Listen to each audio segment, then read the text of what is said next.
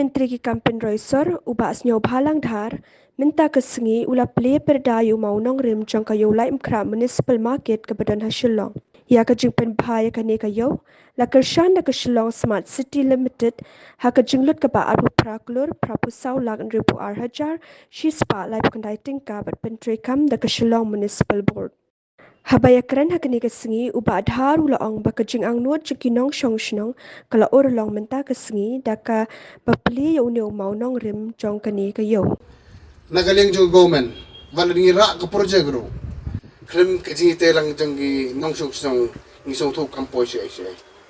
isyong nga gawai ka si masuba nga tale arrangement job si job anggalai mukra market ngamla panwan ra madam your dream come true today. Ang kajintres tum jong ka officer jong nga klim song klim tia klim klang kiti kabar ngamla man klani kata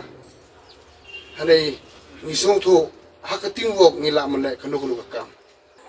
jawaj don katuk ani bupli kinong song hakan gayo kinong song gibarim kinong layo lehat ngatip inconvenient ka don barki hanay nga bu ka jing request sa bahaya siya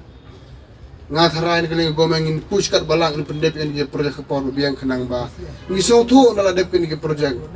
mdei tami accommodate dik dik be chu chu man so handai kaburom mi kalai mukra hibro ko wi bari gomen hibro ko wi ngangin ong nyo new market hapo lai mukra ngasaw sarong kum minister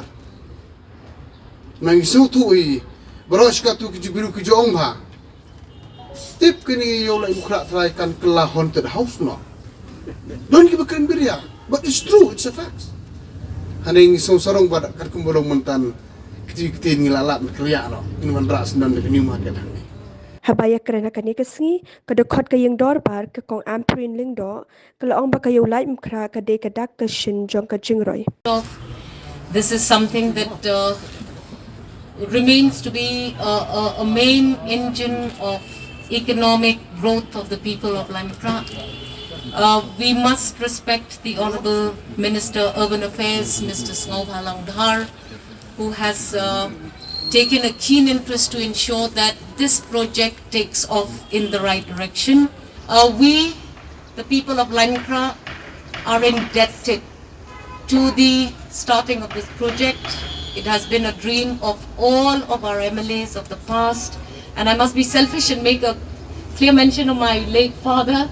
with respect to all the other MLAs who have been here, Bah Hongla and others,